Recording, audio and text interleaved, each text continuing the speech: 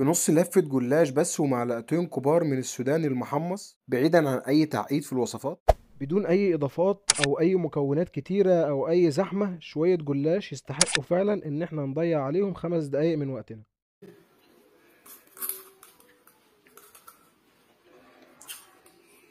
أنا عن نفسي منبهر من النتيجة بتاعته. بالنسبة للشكل جامد بس الطعم أجمل. اسمع بقى هو ازاي مقرمش.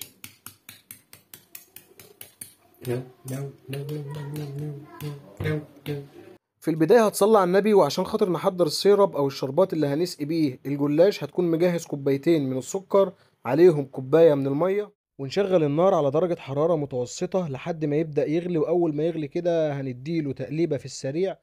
بعد ما اديته التقليبة الجميلة هتكون مجهز ليمونة وهتبدأ تعصرها، بس في الوقت ده هتكون هديت النار خالص وتسيبه يغلي 4 دقايق على نار هادية. بعد 4 دقايق هيكون ده شكله. وبالمناسبة تقدروا تسقوا بيه أي نوع حلويات، سواء كنافة أو جلاش أو حتى بسبوسة. هنشيله على جنب أو حتى في التلاجة لحد ما يبرد تماما. هنجيب نص لفة الجلاش بتاعتنا اللي احنا هنشتغل بيها، واللي هي طالعة من الفريزر بقالها زي ساعة تقريبا، سبتها كده لحد ما فكت وبقت تمام، وطبقتها على بعض بالطريقة دي عشان خاطر أقدر أقسمها نصين بحيث ما يكونش ناحية أكبر من التانية. بالسكينة أو بالمقص اللي يريحك هتبدأي كده تقصيها وهتحطيها على بعضها بنفس الطريقة دي كده بالظبط. بعد ما حطينا كل الرقات على بعض واتأكدنا إن هي كلها بسوى واحد هنحطها جنبنا كده عشان خاطر هنشتغل منها واحدة واحدة.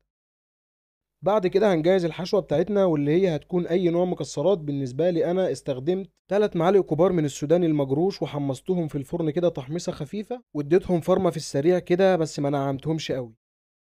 هنبدأ بقى نجيب الجلاش قدامنا وهنستخدم رقتين برقتين فوق بعض زي ما حضراتكم شايفين كده بالظبط.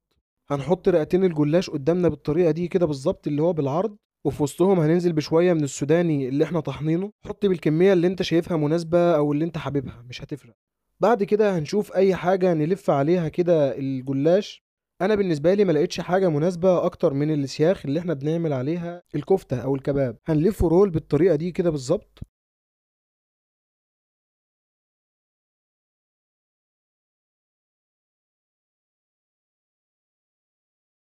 بعد كده هنبدأ نضمه على بعض كده أو هنكشكشه بمعنى أصح. وبعد كده هنبدأ نطلعه منه بالراحة عشان خاطر الكشكشة ما تتفكش. بمعلقة كبيرة من السمنة أو الزيت هتدي الصينية بتاعتنا دهنة في السريع كده. بعد كده هتقطع الجلاش بقطع متساوية زي ما تحب، أو ممكن تسيبها وتحطها زي ما هي وتقطعها بعد ما تستوي، مفيش مشكلة. كده كده الطريقتين شغالين، بس أنا بالنسبة لي بفضل إن أنا أقطعها الأول قبل ما تستوي وده بيكون أفضل.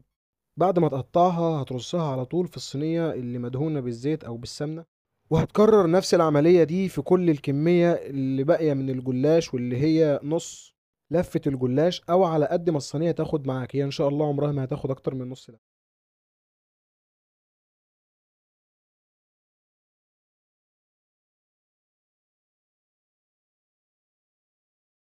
مهم جدا وانت بترص في الصينية تحاول انك تزنق الجلاش في بعضه كده عشان خاطر الكشكشة ما تفكش منه. ودي كانت النتيجة بعد ما خلصت الكمية كلها. بأي نوع سمنة عندك بقى، ويستحسن بقى لو السمنة بلدي يا سلام. أنا بالنسبة لي استخدمت السمنة البلدي كوباية إلا ربع من السمنة البلدي، وبالمعنى الحرفي غرقتها كده من السمنة. في الوصفة دي ما تستخسريش خالص، اديها ترات ترات ترات ترات كب يالا كب كب كب.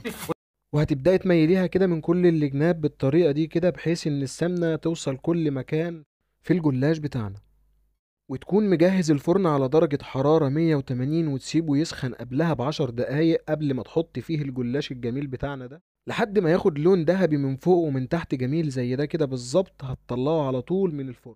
اول ما تطلعها من الفرن على طول هيكون الشربات بتاعنا بارد، هتنزل عليه بالشربات على طول فورا وهي سخنة مولعة.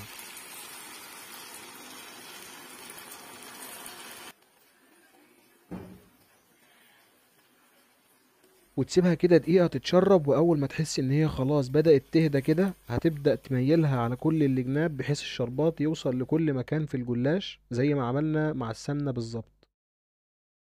هتزين الوش بقى بأي نوع مكسرات عندك. أنا برضو حطيت من شوية السوداني المجروشين اللي أنا كنت طحنهم كده، زينت بيهم الوش. اسمع بقى القرمشة والخروشة دي.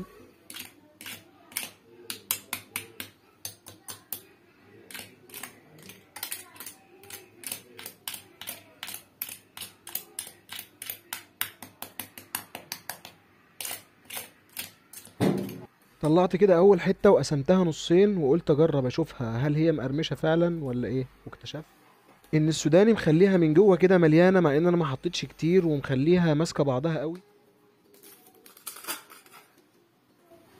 بص بقى على الجمال، متع نظرك، حاجة لا خدت وقت ولا خدت أي مجهود، وبمكونات بسيطة جدا جدا، حرفيا كل اللي بنحتاجه جلاش نص لفة، يعني مش مكلفة حتى ال10 جنيه، مع شوية سوداني محمص مش مكلفين ال10 جنيه برضو. كده كده السمنة بتبقى موجودة في أي بيت، بس قول هنحسبها هي كمان 10 جنيه. يعني صينية العظمة دي يوم ما تكلفك هتكلفك 30 جنيه، ده يوم ما تكلفك أوي أوي، يعني هو يا عمرها ما هتكلف كده، هي مكلفاني تقريبا 25 جنيه.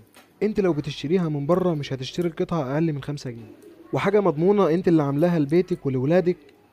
خشي لي كلوز كده يا صاحبي وتعالى اوريكم التفاصيل بقى كانت عاملة ازاي، ومتع نظرك يا صاحبي.